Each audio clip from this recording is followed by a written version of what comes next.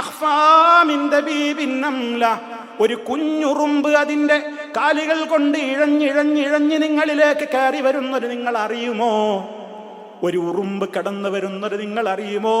അതിനേക്കാൾ ഗോപ്യമായി നിങ്ങളിലേക്ക് കടന്നു വരുന്ന ചെറിയ ശിർക്കാണ് റിയ എന്ന മുസ്തഫ പറയുമ്പോ എത്രത്തോളം നമ്മുടെ അമല് റിയായിൽ നിന്ന് മുക്തമാവാൻ നമ്മൾ ശ്രദ്ധിക്കണം.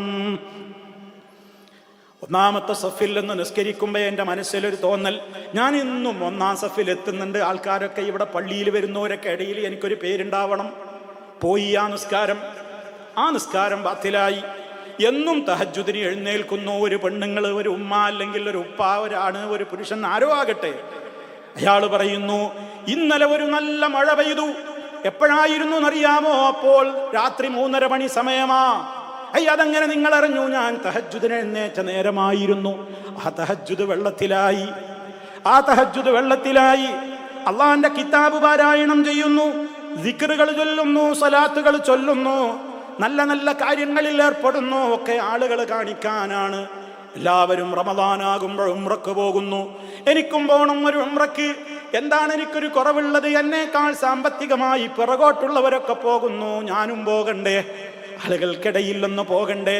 ഇനി ഒരു ഹജ്ജിന് പോകണ്ടേ? ഒരു ഹാജി പട്ടം വേണ്ടേ? ഹജ്ജിന് എല്ലാവരും പോകുന്നില്ലേ, നമ്മൾ എന്തുകൊണ്ട് പോകുന്നില്ല? അങ്ങനെ ഒരു ചിന്ത വരുന്നുണ്ടോ? ഏതേത് കാര്യങ്ങളിലാണ് ആ ചിന്ത വരുന്നത്?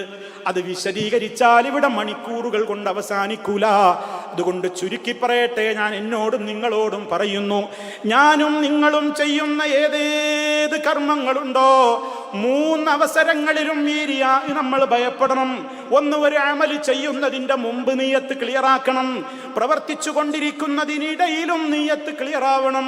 പ്രവർത്തിച്ചു കഴിഞ്ഞാലും നിയ്യത്ത് ക്ലിയറാവണം. 3 ഘട്ടത്തിലും ഇത് നമ്മൾ പേടിക്കണം. പല പ്രവർത്തനങ്ങളും നമ്മൾ തുടങ്ങുമ്പോൾ നല്ല നിയ്യത്തായിരിക്കും, പക്ഷേ ചെയ്തുകൊണ്ടിരിക്കുമ്പോഴാണ് നിയ്യത്തിലൊരു മാറ്റം. അബദ്ധമായി.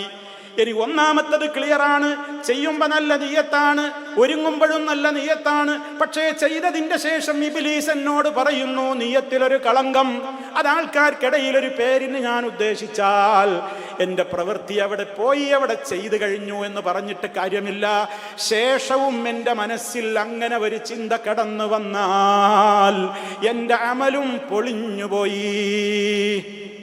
ഇതിനേക്കാണൊരു വലിയ സങ്കടം. ഒന്ന് ആലോചിച്ച് നോക്കൂ സഹോദരങ്ങൾ.